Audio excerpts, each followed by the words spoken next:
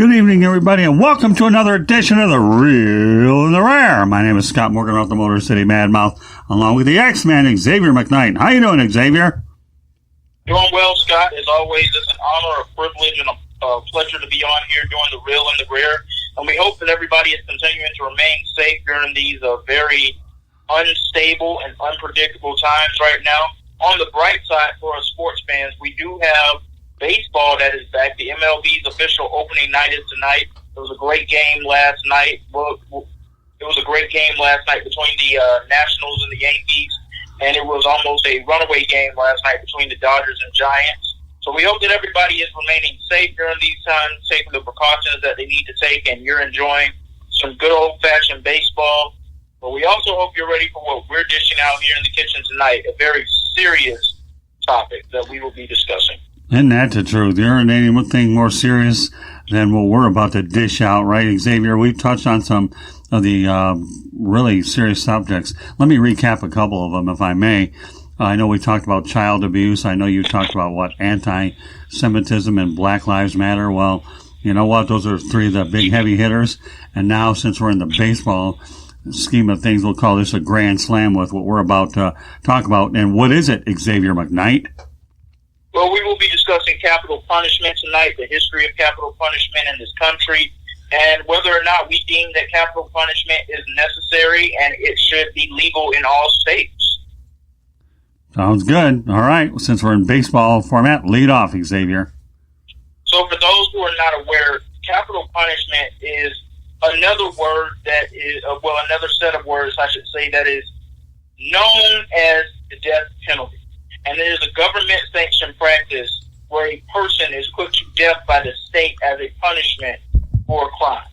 And some of the causes of death that are included by capital punishment are hanging and an execution by a firing squad. Also, another form known as lethal injection. So let's talk about the history of capital punishment really quickly, shall we? Absolutely. So America's first used capital punishment, according to deathpenaltyinfo.org, in 1608, when they were influenced by the British more so than any other country, that when European settlers were coming over to what was then being referred to as the New World, they brought this practice of capital punishment over that they learned from the British. And the first recorded execution came in 1608 in the Jamestown colony of Virginia to Captain George Kendall. Now, the reason that Kendall was said to be executed was because he was being a spy for Spain. And in 1612, the Virginia governor then, Sir Thomas Dale, enacted the Divine Moral and Martial Laws, which provided for the death penalty for even minor offenses such as stealing grapes, killing chickens, and trading with Indians. So as we know, capital punishment, just by what I just told you, has evolved into something so much more today. Because it's very, very, very rare in these instances, Scott, that we would hear about somebody suffering through capital punishment on these days and times for stealing grapes, killing chickens, or trading with a certain group of people. It's just not something we would expect to happen. Your thoughts? Well, true. I mean, you probably wouldn't. In fact, that you went ahead and said it dates back to Jamestown. That's unbelievable. I mean, that it goes back a long way. But I'll tell you one thing. As this show progresses, I can tell you right now, and that's why I've been looking forward to this broadcast for quite a while. I'm definitely in favor of it. Go ahead and continue on. And it really does make you think, because these are the European settlers, the Pilgrims in particular, who are coming over from the New World, who are coming over from Europe to come over to the New World. And they're being executed for minor offenses such as stealing grapes, killing chickens, and trading with Indians. But when you go back and you look at what these people had to go through and what they had to navigate through and what they had to adjust to, it almost doesn't make sense that these things were taking place. You need food. You need to go about being able to get the food. So I don't know why you would execute someone for stealing the grapes. I'm not someone who's in favor of killing animals, but we all have to eat. And unfortunately, that's how it is. And even till this day, we live in a society where chickens and cows, and in some instances, pigs and fish, they've been very good to us. We're not going to sugarcoat this. I mean, let's just be honest, Scott. We all love a good burger or a good steak or a nice fish sandwich every once in a while now, don't we? Yeah, it depends on how many calories there are and where you get it at, but yeah, for the most part. You're right. And if I'm criticizing... And trading with a certain group of people, now those being the Indians in particular, that's something I really don't understand because you're new to the New World. And these people are trying to help you. They're trying to help you get used to the land. They're trying to help you adjust to being here on this land.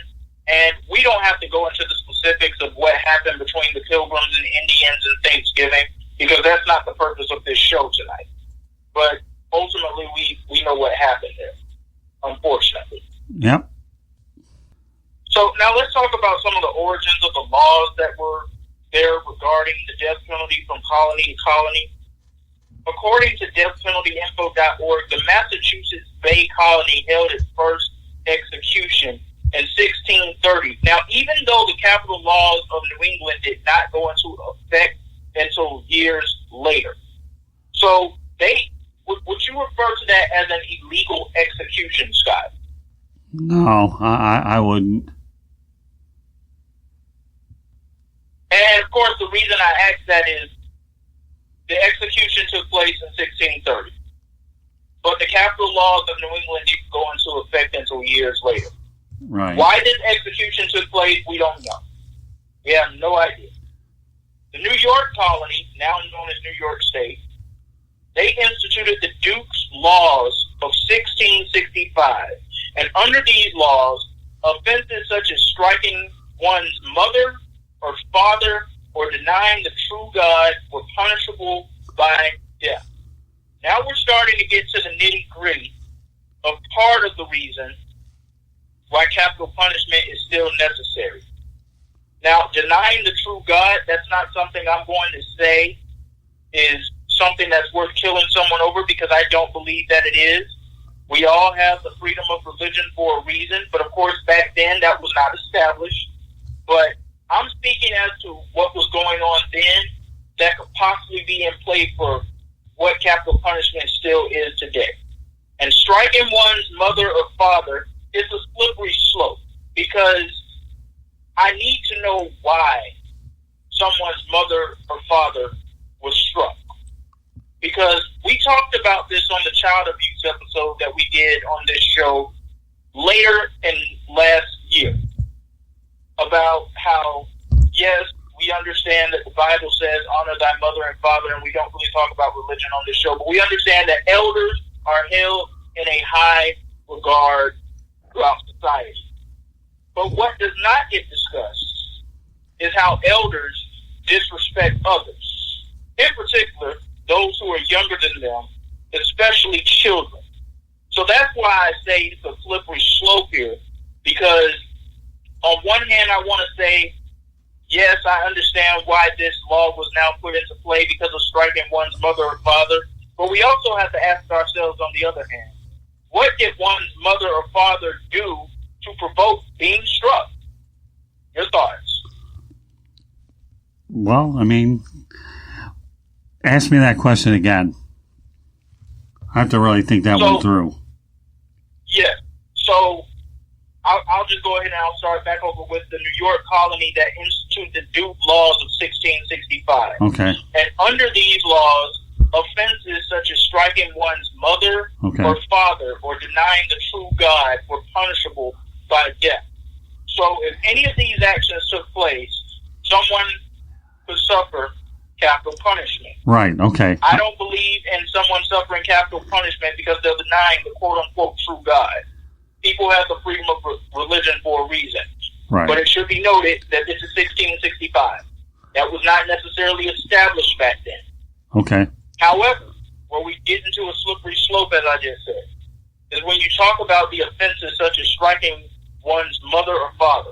And while I understand on one hand that that is wrong and that our elders are held up in a very high regard in the community, on the other hand, what we have to ask ourselves about that particular offense is, what did one's mother or father do to provoke being struck?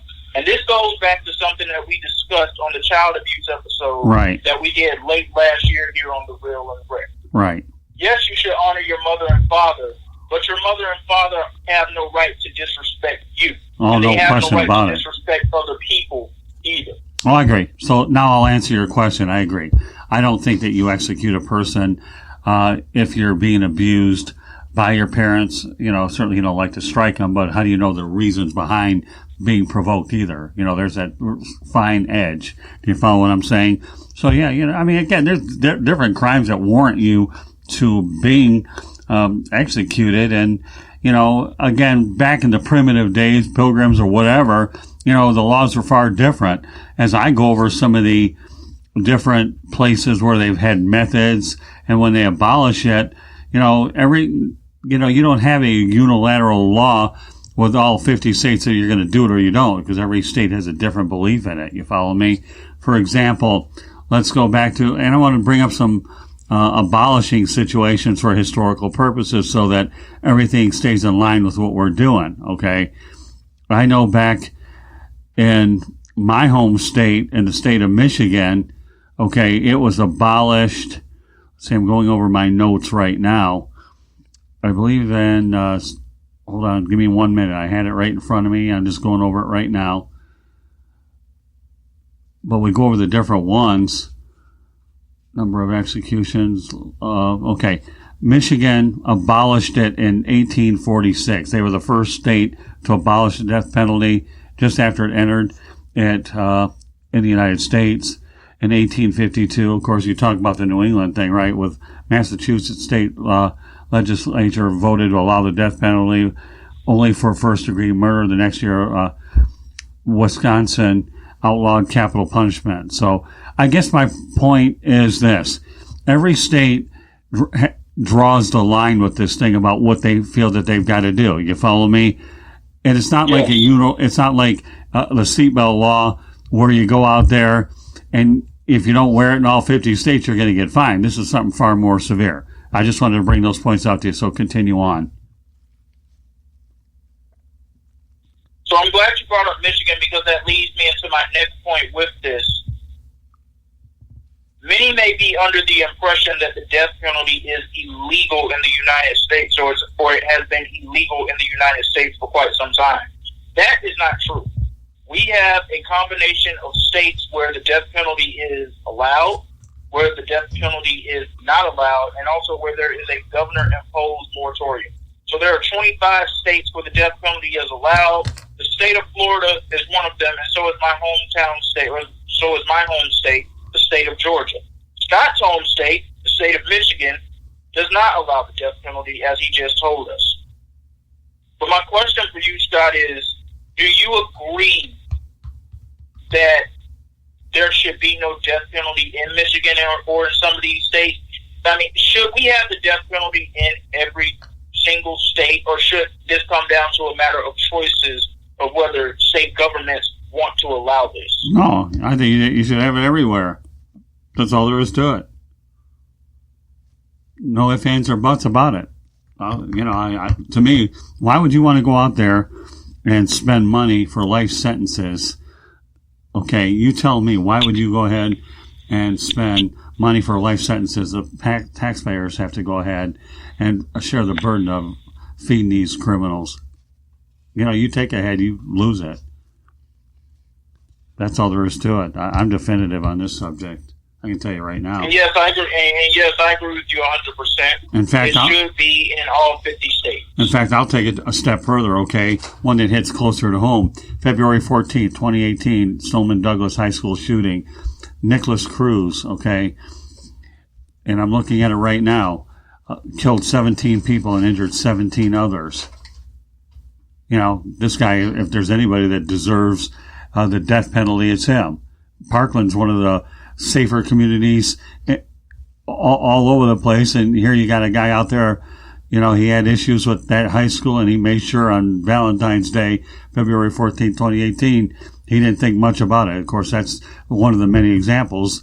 But but then that ended up triggering a lot of other high school situations thereafter. You know what I mean? So to me, it's just a thing that I think it should be universal, no ifs, ands, or buts about it. And I'll give you another instance as well. December 14th, 2012 in Newtown, Connecticut, the Sandy Hook Elementary shooting, where 26 people, including 20 children, were killed reportedly and allegedly, according to police, by Adam Lanza, who was then 20 years old.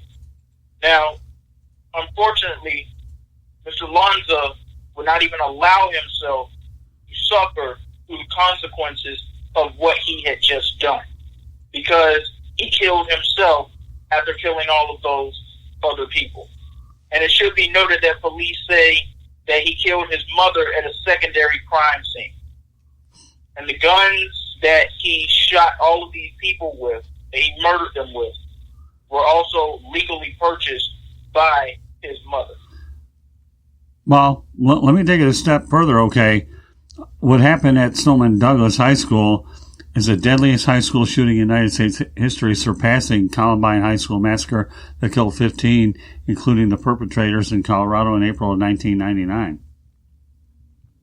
And here's what's worse about the whole thing. In 2016 and 17, the Sheriff's Office received a number of tips about threats by a person named Nicholas Cruz to carry out the shooting. So, in other words, you got tips. Okay, the FBI learned that a YouTube user with a username Nicholas Cruz posted a message in September 2017 about becoming a school shooter. And guess what? Okay, but the agency could not identify the user. And this is what it ultimately led up to. Unbelievable. Yes, very unbelievable and very unfortunate circumstances. And our hearts continue to be with those families that are still dealing with that horrific tragedy till this very day. In fact, I'll take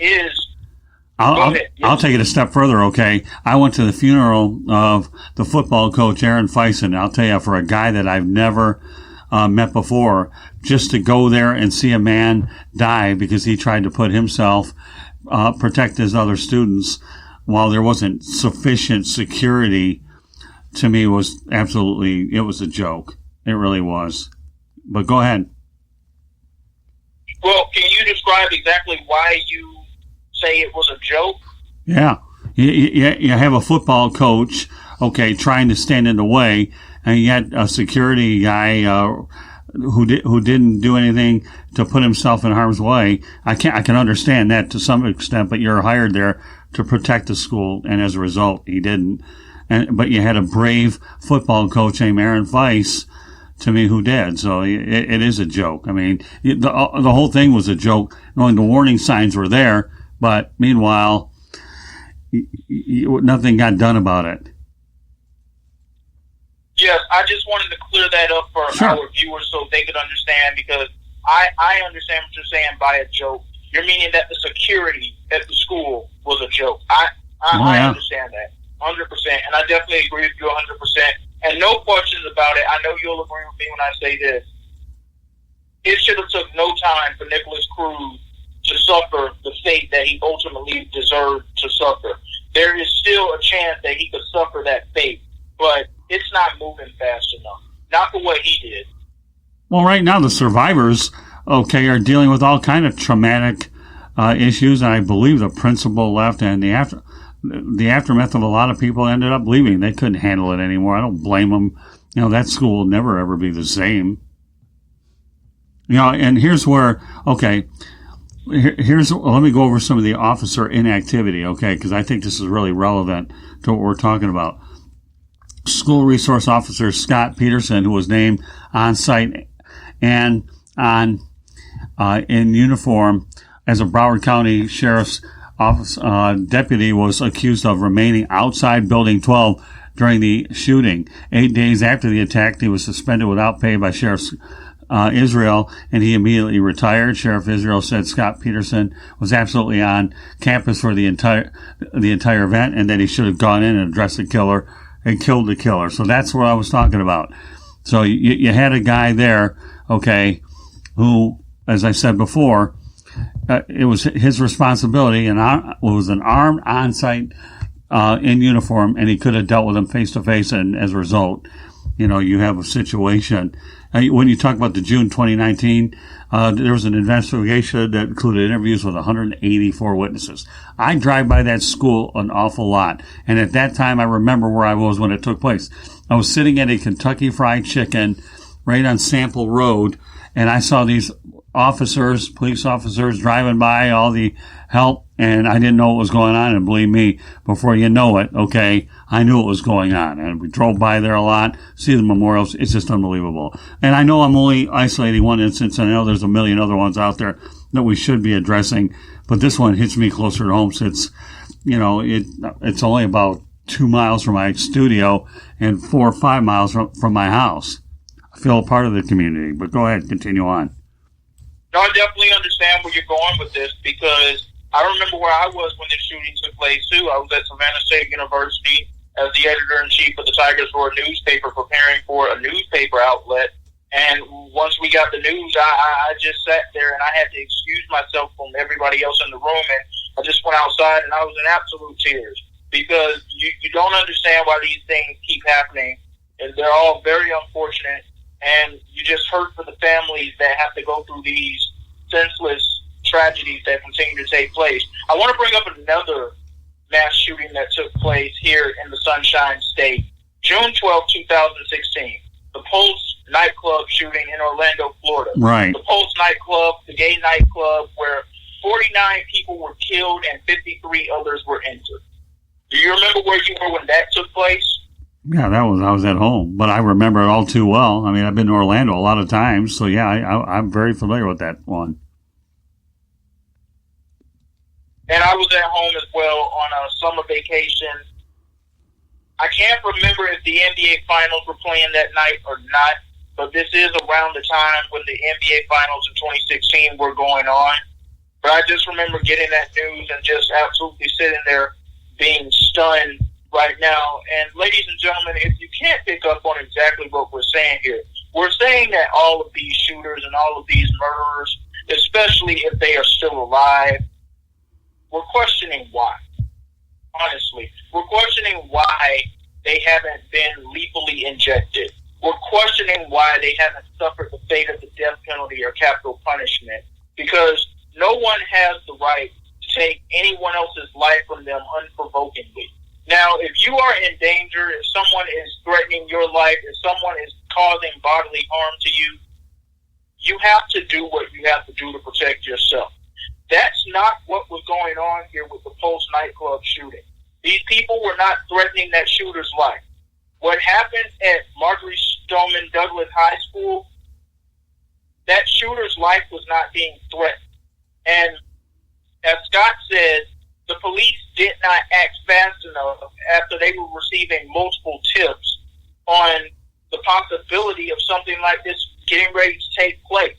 They didn't know when it was going to take place, but the fact that they didn't act fast enough on it, and they also had the name of somebody who was supposed to be the perpetrator or the suspect behind all of this before it even took place, and his name also happened to be Nicholas Cruz. No, the situation never should have taken place in the first place. Right. I agree.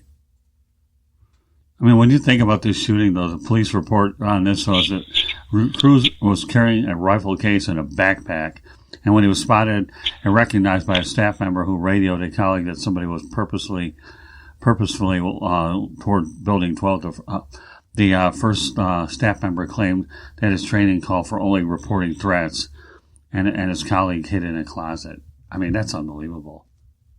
How negligent is that? It definitely is. Yeah, I mean, it's continue on. I know we're not going to develop the whole subject to it all, but the reality of the situation is this is just a classic example. You know, I know there was an incident out in Charleston, South Carolina, involving a church, I believe, right? I'm trying to remember. We drove by the place when we were up in the area. So, but again, yes. You know what I'm referring to? Yes, I do. It occurred in 2015, and we will touch on that in just a moment. Sure. But I'd like to share some shooting instances with you that I haven't seen the shootings happen, but I was in the locations where they took place, or at least in the vicinity. And I'm not very proud to say this, but they took place on my alma mater, Savannah State University's campus. The first took place in August of 2015, where a young man lost his life. Now, allegedly, this was all gang-related activity. Right.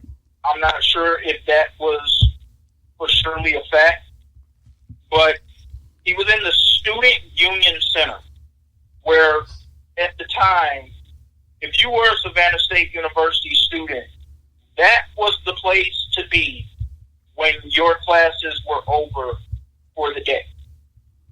I remember being a freshman just a semester before that even happened, Scott, and it would be hundreds of students in that Student Union Center every single night.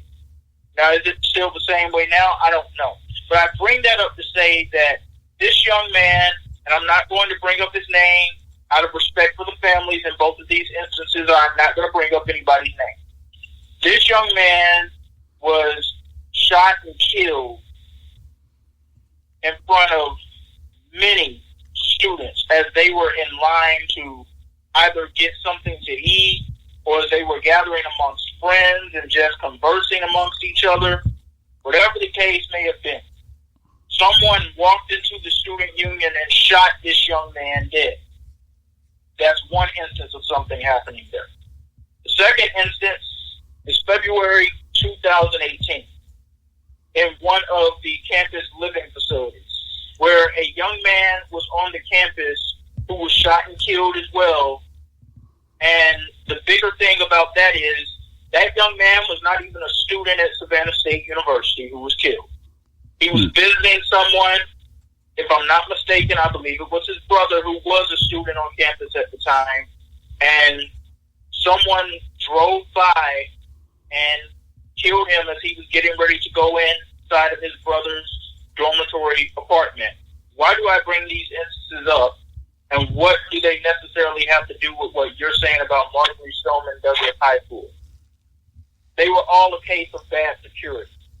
Now, neither one of these instances that I just brought up are mass shootings that are taking place on campus. But there's still shootings that are taking place. There are still lives that are being lost here. There's still nonsense and violence that is taking place here. And it's all due to the fact of bad security. From what I was told, security just let these people on campus. Right. They didn't ask them for an ID card. They didn't ask them for a campus ID card. None of that. These people were just allowed to come on campus. And just within the next 20 to 30 minutes, you start hearing that someone has been shot. And then another 30 minutes after that, that person's now dead. Just a case of bad security, like I said. Right. And like you, and that young man that committed that murder in 2015, the victim's family has not received justice yet till this day. And I don't understand why. One of the big reasons for it may have to do with the fact that no one wanted to come forward and tell who the shooter was. When this instance first went down, Scott, of course everyone was scattering out of the student union. Somebody's shooting. You're running. Right. That's human nature. That's what you're supposed to do. But everybody's like, I didn't see who it was. I don't know who it was. Just shook up, very traumatic right now. I understand that. You expect me to believe that no one knew who that shooter was that day on that campus? I don't know who the shooter was that day on the campus because I wasn't in the student union. Right. But I was in the vicinity. I was in the Kennedy Fine Arts Hall building for the home of mass communications for Savannah State University at the time. And when we received information about what was going on, the campus was being locked down, of course, but when we received the information, we went into reporter and journalist mode. We were out there trying to figure out what was going on, what was happening, who we talked to, all of those things. And out of everybody who I talked to in a 3 to 4 day span, no one knew who that shooter was. A vast majority of those people were there when this happened. Now, maybe they just didn't want to come forward and talk about this because maybe they would have feared for their own lives. Even though you have the option of going anonymous in cases like this, sometimes people find out who an anonymous source is.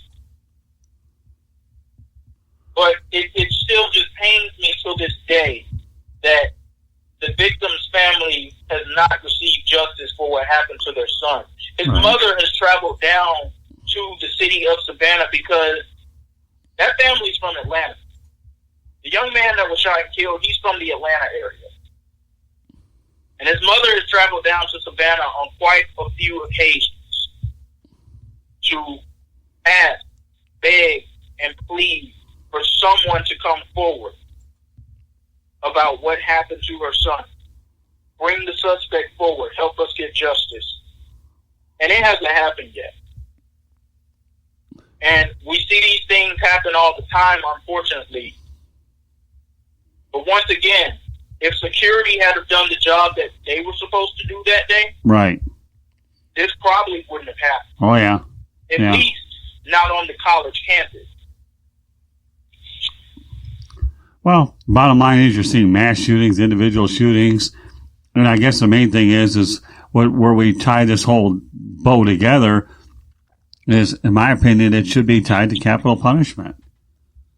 Mass shootings or individual shootings, whatever, I've always been a firm believer. You take a life, you need to know that there's a threat that you can lose yours.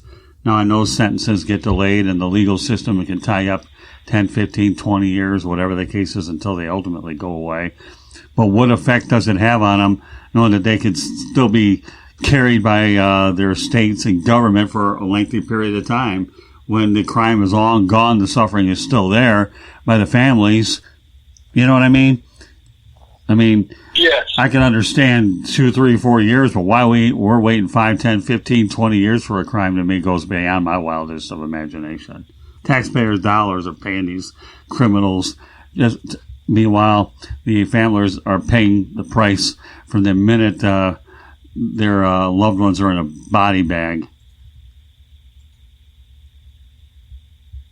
And it's all just very unfortunate. Now, you brought up the Charleston shooting that took place in June of 2015. Right. And we'll bring that up back here, where a gunman opened fire during a Wednesday night service at a historic black church in the downtown area of Charleston, South Carolina, killing 9 people before he ran away from the scene. 8 of those people passed away on the scene. 2 more people were taken to the hospital, where one of them later died. Right. And we're all still sitting here today trying to figure out why did he not receive the death penalty? Why has he not received the death penalty? Because once again, this goes back to everything that I said, and I know that you're in agreement here with. Someone who unprovokingly takes someone's life just because they want to do something like this, or because they feel the need to have to do something like this. And I'm going to speak to a huge role in just a second, and what I believe has played a role in some of these horrific, just senseless tragedies that have taken place. I'm going to speak to in just a second what I believe has also played a role in these things taking place. But once again, we're all sitting here just still trying to figure out, why has that young man not received the death penalty? It's been a little more than 5 years now. And he's still alive. But he killed 9 people. For no reason.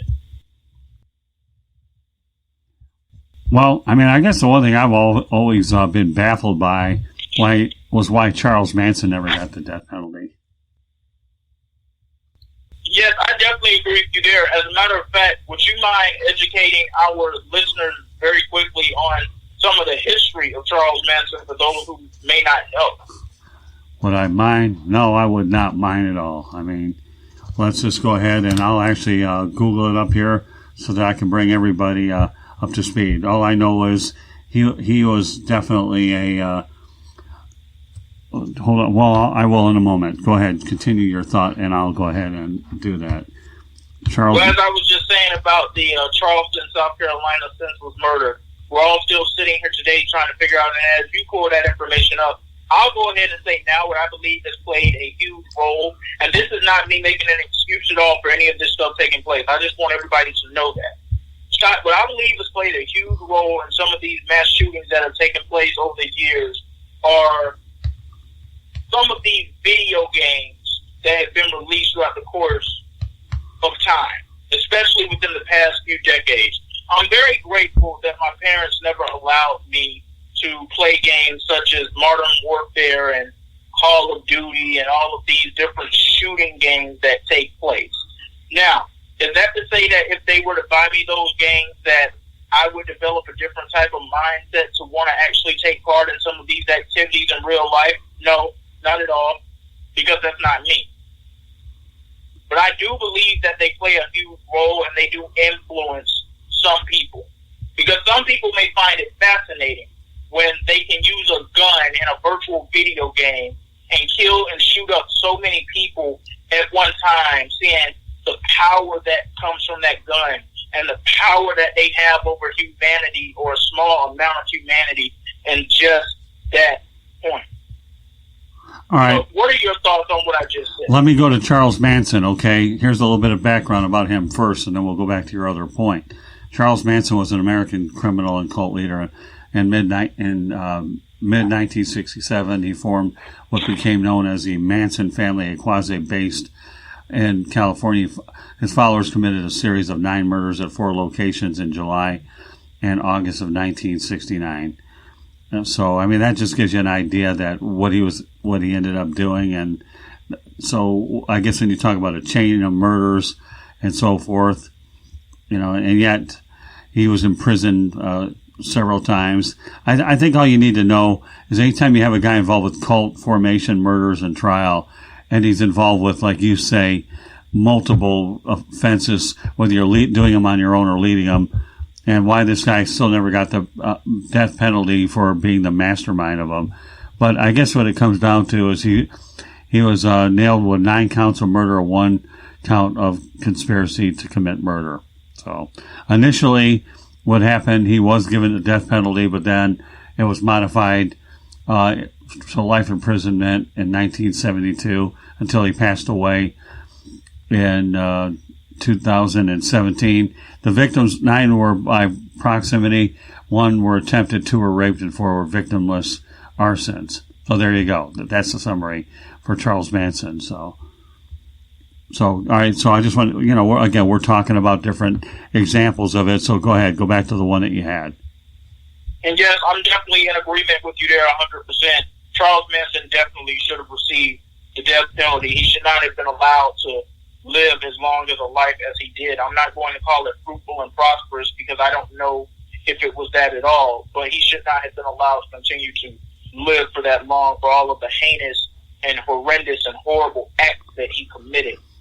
But back to what I was saying, I strongly believe that some of the video games, especially the shooting games in particular, have influenced some people to partake in these horrendous, horrific mass shootings or these tragedies that just take place. Because some people, when they play those games, and I'll tell you right now, I've never played those games. I never wanted to play those games. And there was never a thought of me going to my parents and asking for those games. Even if I wanted to ask them, I already knew the answer was going to be no. Probably hell no, honestly. All right. But for those who played some of those games, and I'm not saying that for everybody who plays those games, I have friends who play those games. I don't believe they would ever do something like this.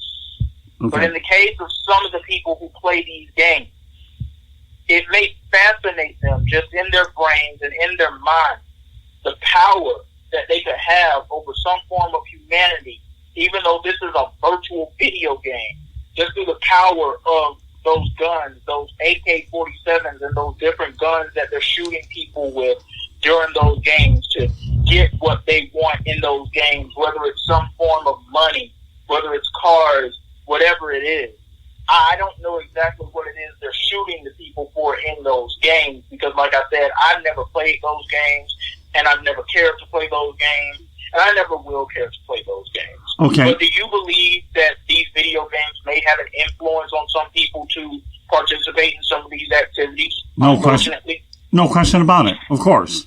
I never played them before either. I guess the only thing I ever came close to was when I played Atari, you know, and at that point remember the old Atari games that we used to play where you were shooting down those little, what do you call them, the skeet shooting and all that stuff. That was that. But as far as guns, yeah, anytime you give anybody exposure to guns, guns are there to kill. And if you're shooting at people, you're shooting at people.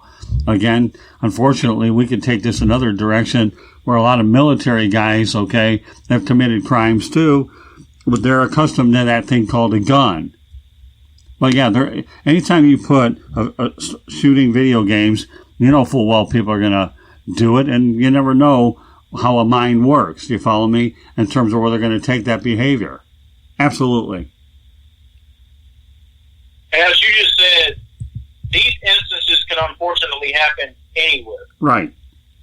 Out of no one's control except for the person who is about to take part in that activity and be responsible for the injuries and more than likely even the deaths of those who are about to suffer at the hands of a murderer. Right. Why do I bring up anywhere? Let's go back to July 20th, 2012. A mass shooting that took place in Aurora, Colorado, inside of a movie theater. And this happened during a midnight screening of the Dark Knight Rises film that was in theaters at that time. And 12 people were killed, 70 other people were injured, 58 of them were injured by gunfire. Right. And this was the deadliest shooting that took place in Colorado since the other shooting that you brought up, the Columbine High School Massacre in 1999. So as you said, and as we already know, these instances can unfortunately happen anywhere. I mean, it's really got to be a scary feeling. And I remember when this took place, not wanting to go to the movies for a long time, just simply because it's like you can't even go out and enjoy a movie anymore without the fear of possibly not coming back home because someone has decided to come inside of a theater that you are inside of and shoot the place up. Right. It's insane. Well, take it a step further, okay? Social media is not helping matters any. No, I agree with that 100%. I mean, how many times have you gone on there on Facebook, okay, and you see another mass shooting? Or perhaps if you're lucky enough, you'll see news where somebody was executed. I will say Texas is a no-nonsense state, California is. And the thing about Florida, thankfully, it does have the death penalty as well. Death row. I think they have death row, I believe, is in Indiana, if I recall correctly. But Florida has it, and Florida's aggressive with it, too. So, you talk about the significant ramifications. Social media is just as much a culprit in this whole thing than the actual things, because one leads to another, right? So, as I said, I agree with you, and the number one culprit in all of that is cyberbullying, of course. Oh, yeah. That unfortunately helps lead to some of these instances taking place. But as you said, it doesn't help when all you look down your timeline and you see this mass shooting has happened, or this instance has happened, or this murder has taken place. Right. It doesn't help seeing all of that stuff. Because while for some people, of course, that news is depressing, for others, it develops some form of fascination that I will never care to understand what the fascination in something about that is. Right. I'm just aware that it's out there, and we all should be aware that it's out there, unfortunately. Now, you spoke a little earlier about the Columbine High School massacre that took place in 1999. Right. Excuse me for this. I'm not necessarily very familiar with this. Can you explain a little more in detail for me and some of our other listeners what exactly that massacre was about, or if you remember where you were when that took place? No, I can't tell you where I remember. All I can tell you is just another mass school shooting that took place, and that area is scarred as well. I don't have them all memorized, to be honest with you. I could look it up if you want to, but the reality of the whole situation is when you have one, you have another, and another, and another. Somebody gets wind of it, they do it themselves, you know. So where was I? I can't answer that question. And the thing about the Columbine High School massacre, I'm looking it up now. I'm looking at it now, and I didn't know this until now. It was not only a school shooting, but it was also an attempted bombing Wow. that took place at this high school. And the perpetrators were two 12th grade students named Eric Harris and Dylan Claybold. And they murdered 12 students and one teacher. But just the thought of a bombing that could have taken place in that school that day too, you don't even want to imagine how many people could have been killed that day. You're right. I wouldn't.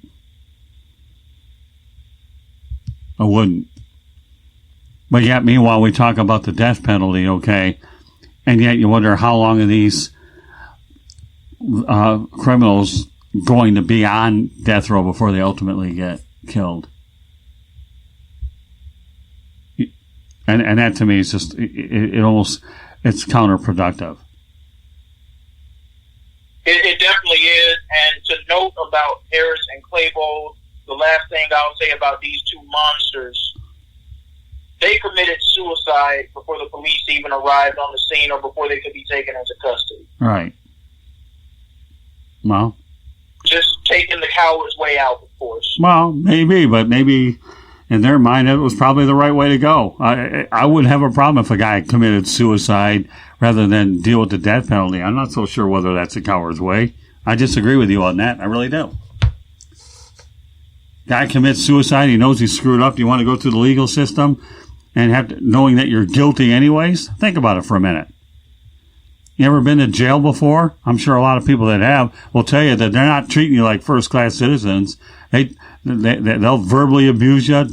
You know, they don't care about you. You're there, and that's their opportunity to stick it to you because you obviously are on the wrong side of the law. It's unbelievable. To answer your question, no, I have not, and I don't ever care to go. Exactly. That's my point. I'm just saying, in general. So, you know, you might as well at that particular point take the easy way out.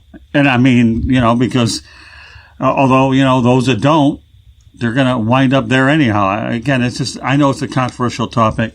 I'm glad we're doing it because I think that a lot of things that we've done here on The Real and the Rare is we're not afraid to dodge important issues, which is why we're talking about this tonight. You know, but do I have the details of every single school shooting? No. All I know is a lot of them, there were mass deaths involved. We can talk about the Oklahoma City bombing. If you ask me where I was there, can't tell you. All I know is I was in the United States someplace. But the reality is, you had a federal crime there. You know, let's just take it a step further. The Black Lives Matter thing that we talked about. I think Derek Chauvin should end up getting it too. But absolutely. That's for another day. So where were we? I don't know. All I can tell you is there are a lot of individuals that went down innocently, and I've always been a firm believer that you take a life for a life. No ifs, ands, or buts about it. Do you believe in the death penalty? Yes, I do. Why? And speaking of, because I don't believe that anyone has the right to take anyone's life unprovokingly. Right. I don't believe that at all. I agree. And I don't have mercy for the individuals who have to suffer through the death penalty, however it happens. when it does happen to them. You did what you did, and you suffer the consequences. Right. You had no right to do what you did. Right. So we can search for all the examples that we want. In the end, the reality is that we agree on it. Now, there are times when these things are handled internally. Okay, I'll take us to a step further out Milwaukee. Remember Jeffrey Dahmer? Ever heard of him? Yes. Yeah, okay. Well, you know what? I won't get into the horrific nature of his crimes, even though those historians that know about Jeffrey Dahmer realize that what he did was just absolutely disgusting. But the criminals took care of it inside, and they killed the guy. So, and he didn't last long in prison. I think he lasted like a couple of years. So sometimes these things take care of themselves. They do, you know, and I'm glad. But in the end, where are we going with this whole thing? You've done a really good job talking about the history of capital punishment. You know, we have even taken this discussion overseas in the Arab nations, which we won't. They don't think twice about it. Driving under the influence out in overseas across the pond is a very serious offense. And it should be. And they address it that way, too. They do. So go ahead, continue to ask me a few questions. I'm having a good time with this. It needs to be talked about. As we continue to await what will happen with Derek Chauvin, there is one man who has been executed for torturing and killing a family that took place over 24 years ago. And his name was Daniel Lee Lewis. Executed on July the 14th for torturing and killing an Arkansas family in 1996. And this was the first federal execution in 17 years. He was injected with a lethal dose of pentobarbital at 8:07 a.m. on the day of July 14th. And he has been described as a self-proclaimed white supremacist who tortured and killed an Arkansas family, including an 8-year-old girl. And this crime took place in the state of Indiana. Okay, I'm listening. So, of course, we agree and we believe that this man got everything that he deserved. Yeah, 24 years later. Well, and that's the issue that I have with some of this, is the fact that it's taking longer than it should take. Right. For these executions to take place. Right. Now, I want to describe how part of this execution took place. Just reading a report by Fox News. The report says that he was wheeled into the execution chamber at the federal penitentiary of Terre Haute, Indiana, and he was strapped to a gurney with more than half of his body covered in a light blue blanket. Right. IV tubes were coming through a metal panel in the walls, and he breathed heavily before the drug was injected into his body, moving his legs and his feet. The report says that he mumbled to himself briefly as his chest continued to rise and fall. And at one point, as the drug was being administered, he raised his head to look around with his head cocked slightly to the left. His breathing appeared to then become labored. And in just a few moments later, his chest was no longer moving, and his lips turned blue, and his fingers became ashy. Okay. Now, this is not the only form of capital punishment and the death penalty, of course. As I said earlier, this can be done by hanging. This can be done by the electric chair. Or it can also happen through lethal injection, which is what happened to this man. Is there a particular form of capital punishment that you feel is the most appropriate for these criminals to suffer through? Well, let me give you some stats, okay? And I'll let the stats go ahead and bear them out. As of January 1st, 2016, 15 states have laws that allow them to use a method of execution other than lethal injection. before the lethal injection drug shortages. These other methods were rarely used. From 1976 to March 23rd, 2016, there were 1,431 executions. So let's go ahead. I'll break that down, and this will probably answer the question for us, okay? 1,256, or 88%, were done by lethal injection. 158 were done by the electric chair. 11, which is 0.8%, were by the gas chamber. 0.2% were hanging. 0.2 were by firing squad. I don't know. If it were up to me, I guess you could say the lethal injection would be the better way to go. Gas chamber wouldn't be bad either. The electric chair would be painful, but then again, it happens pretty quickly, so from what I hear. Now, the gas chamber is something that I actually haven't heard of. Have you heard of instances where somebody is placed into the gas chamber as a form of the death penalty or capital punishment? Because I actually have not. No, I haven't. But, it's out there. It's not commonly used. That's why you don't hear as much about it.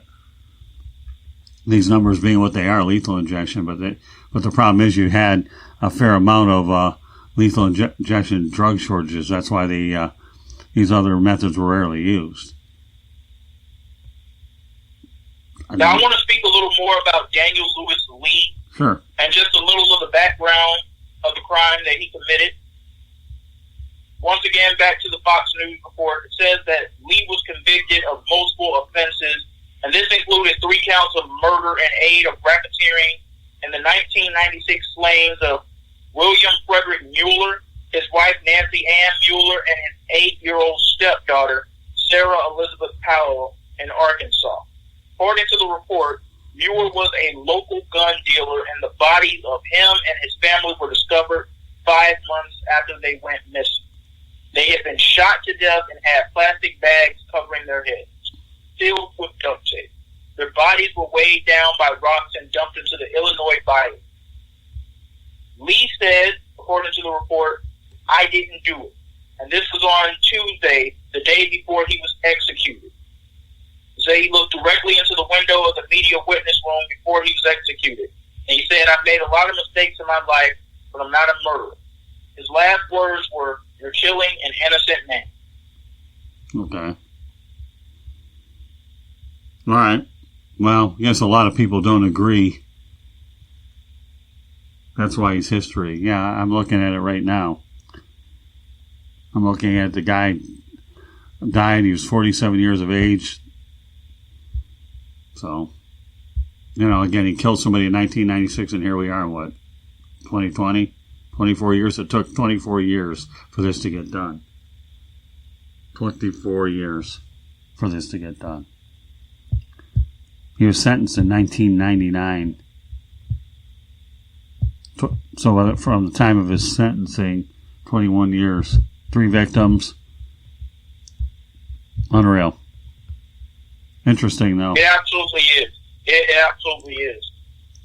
As I said, my biggest issue when it comes to this topic is not that this is something that takes place, is the fact that it takes a long time, in some cases more than usual, for the executions to take place when they should take place a lot sooner. Once again, if you unprovokingly take someone's life from them, you have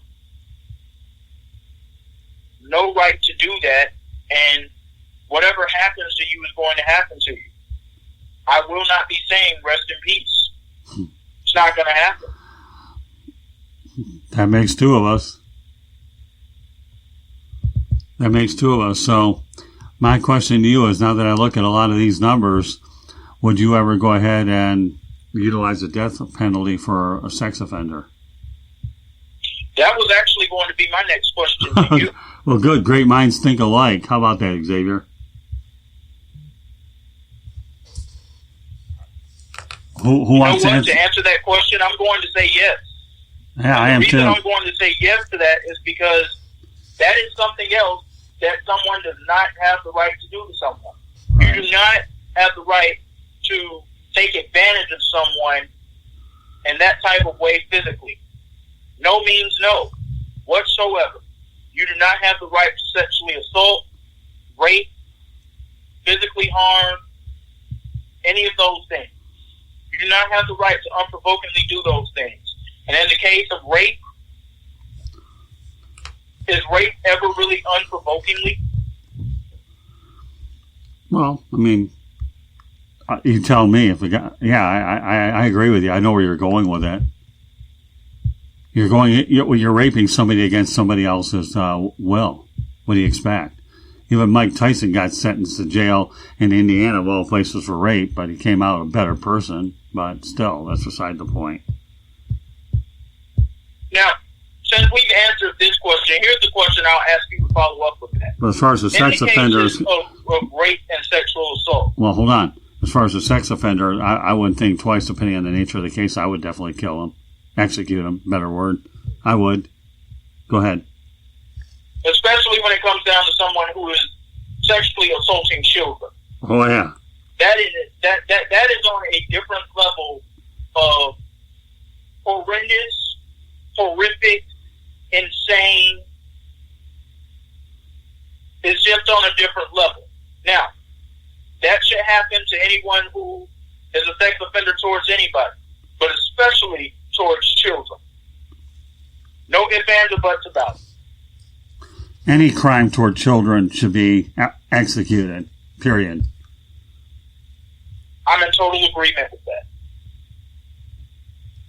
But my question to you to follow this up is, when it comes down to the case of a sex offender or someone who has committed rape and sexual assault, for the victims that have had to suffer through that and may still be alive, because sometimes these things end fatally as well. Do you feel that they should also have an option to decide on how the person who sexually assaulted or raped them should be handled? Yeah, I think that would be fair. If the victim feels that they shouldn't be executed, I think that would definitely be something you do consider. Yeah, I would say so. Again, everything has to be done on a case-by-case basis, Xavier. Case by case. What about Larry Nassar?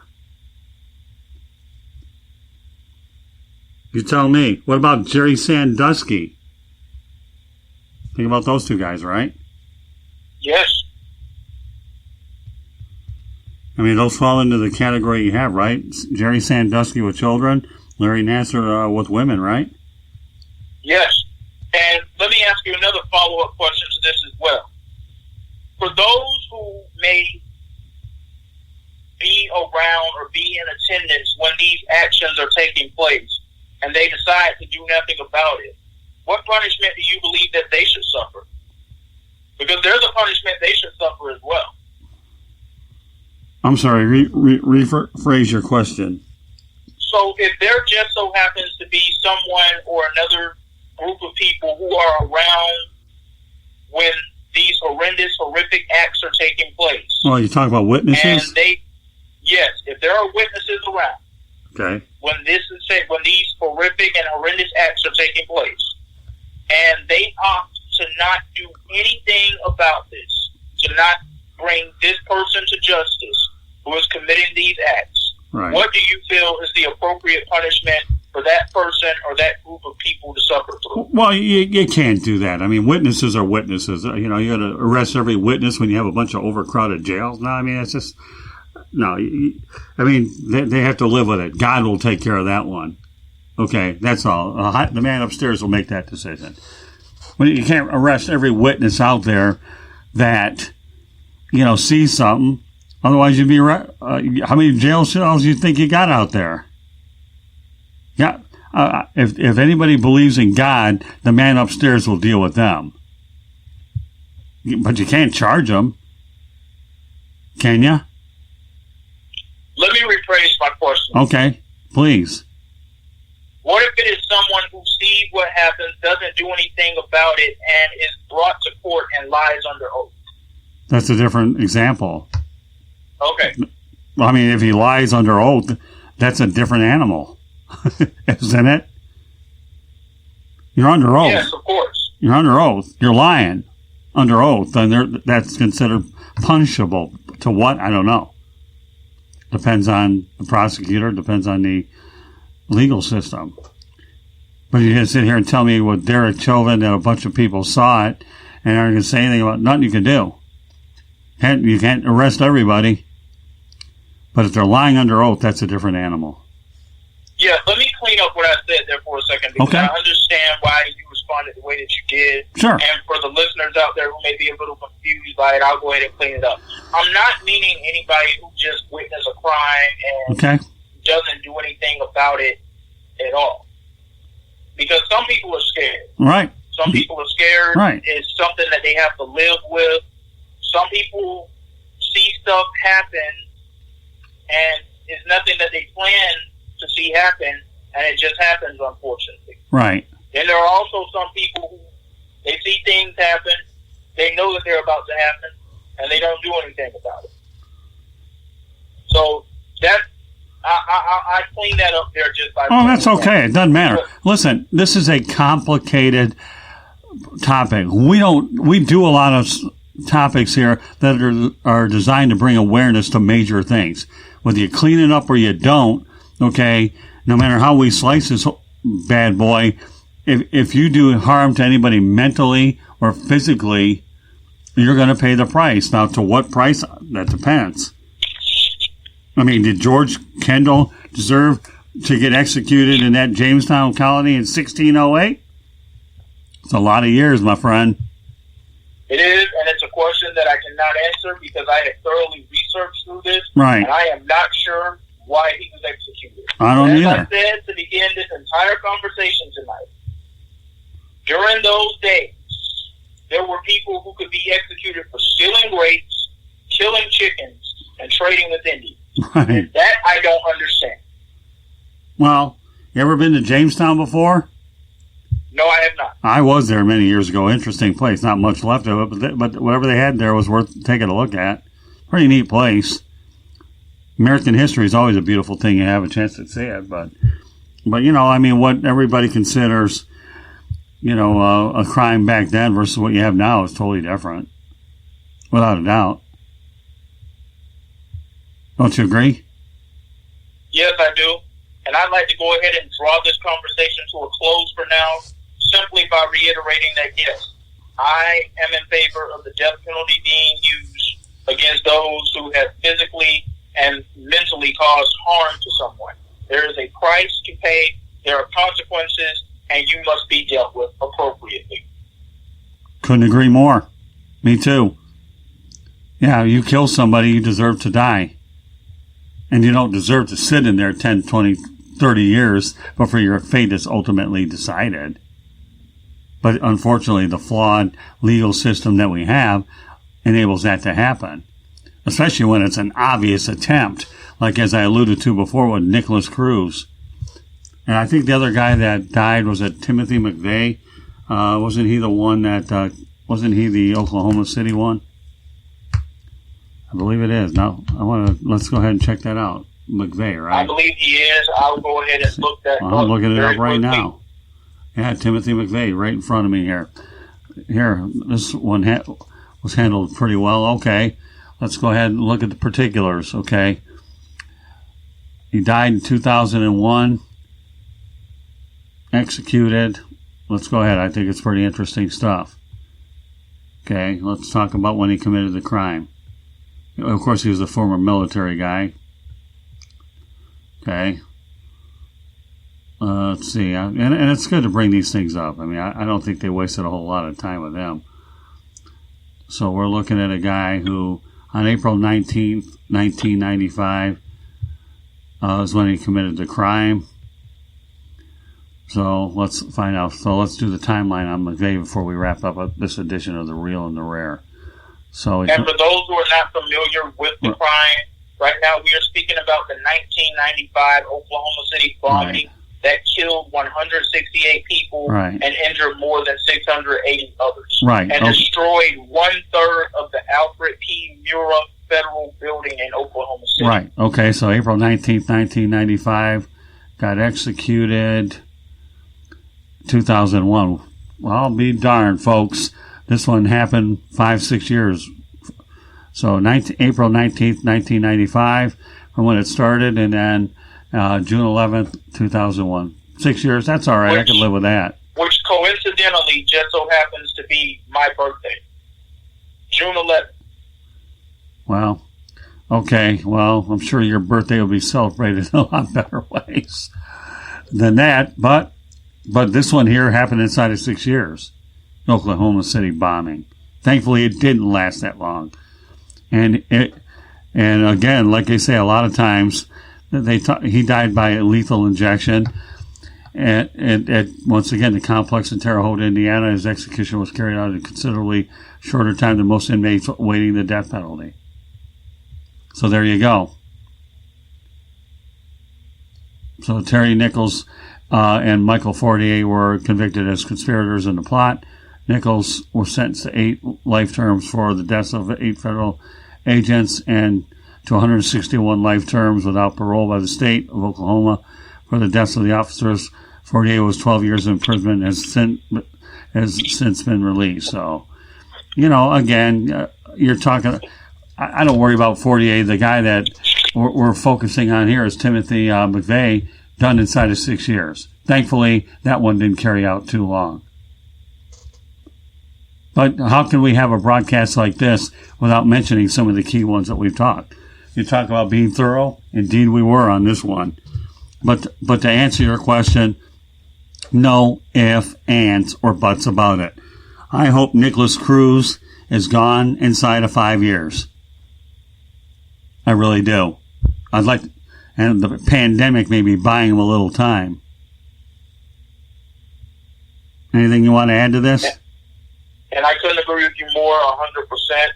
Once again, we thank everyone for tuning in and listening to us here tonight on the WSAN network. We hope that more than anything with this show that we have educated you, informed you, and really given you a lot to think about here tonight, because we know that this topic and this subject is very deep, controversial, and for some people, if not many people, it's pretty emotional as well. It is. It's something that we have to discuss, especially in light of things and recent events that have taken place in our world today. Yeah, and and you know what? You just summed it up there. That's one of the reasons why I wanted to talk about the subject, okay? We see the Black Lives Matter, and we see a lot of recent crimes, and that was one of the major motivations to doing it. Because there's going to be a point where, I don't, whether you wonder about Derek Chauvin, okay? Does this become a federal crime where he ultimately gets executed? And I'm sure there's a lot of cases out there where the same fate could end up lying for these criminals. That's why the timing of this is so appropriate, because of the fact that we talked about anti-Semitism. We've talked about Black Lives Matter. So that was the motivation, once again, for bringing this on, the real and the rare tonight. So great job, Xavier. So why don't you go ahead and let everybody know how they can go ahead and get a hold of you. Yes, you can follow me on Twitter at XPMCKNIGHII. The 2 I's and the N are both capitalized. You can follow me on Instagram at XMCKNIGH22. You can send me a friend request and a follow request on Facebook and LinkedIn just by typing in Xavier McKnight. Very good. And you can reach us on Twitter. It's Tribune South. That's the @ Tribune South. Facebook, South Florida Tribune gets it done. Instagram, South Florida Tribune gets it done. YouTube channel, South Florida Tribune. One of these days when I get out to Bradenton, Sarasota, we're going to have some fun, do our own YouTube video. How's that sound, Xavier? All right? That sounds great. Looking forward to that. Yeah, I am too. Trust me, I've been stuck in here for too long. I don't mind a trip up your neck of the woods by 3.5 hours or so, right up the road off I-75. The website, you can check us out at www.southfloridatribune.com. You can email us at southfloridatribune@gmail.com. LinkedIn, my name is Scott Morganroth. I'll be more than happy to go ahead and accept your connecting request. Again, you can find this broadcast on southfloridatribune.com. And also, you can find all of our podcasts at Apple Podcasts, Spreaker, Spotify, iHeartRadio, Google Podcasts. All you have to do is subscribe to them. And if you go ahead and subscribe to these broadcasts, we'll definitely be able to make sure that you catch them as soon as they're up there on available to you. So Xavier McKnight, I tell you what, I really love where we go with the real and the rare. It's one of those shows where we want to make sure that you get every subject we can and make sure that we don't leave any stones unturned. Any closing thoughts here before we wrap things up? No, I've said my piece on all of this for now. We'll know in the future if this topic does come back up. Yeah, and like I say, I'll reiterate from the beginning, I do believe in the death penalty wholeheartedly, and nobody will ever convince my mind on that subject. So on behalf of Xavier McKnight, the X-Man, my name is Scott Morganroth, the Motor City MadMouth, wishing everybody to have a very good weekend. And I can't emphasize this enough. Please mask up. Use common sense in public. Social distance. Because I'll tell you what, as the numbers continue to get higher and the death rate is what it is, you know, when your immune system gets messed up here, then unfortunately we're committing our own death penalty by not doing what we're told. So once again, great job, Xavier McKnight. This is Scott Morganroth signing off. Well, Scott, before you close it out, let me just add on one more note to what you just said. Go about right ahead. Numbers. We are, especially here in the state of Florida, ladies and gentlemen, this is not a game. This is not a drill. This is real. This is our reality right now. The numbers, they are rising day by day, but the numbers that we are being told here on the death rate, they have really become alarming, and you need to mask up. You need to wear your gloves. You need to do everything you can to protect yourself and to protect others as well. This is not a game right now. You have to use your own common sense for all of this right now. That is where we are officially gone with COVID-19 and this pandemic, especially in the state of Florida. It's happening all around the world, but especially here in the state of Florida. There are things that have totally become outrageous and out of control, and now is not the time to behave like someone who doesn't have common sense. I couldn't have said it better, folks. That's why he's the X-Man and I'm the Motor City MadMouth. Listen to the X-Man because he hit a bullseye with that comment. All right, until the next edition of The Real and Rare, this is Scott Morganroth, once again, the Motor City MadMouth, wishing you a great night, and we will go ahead and do better the next time. Good night, everybody.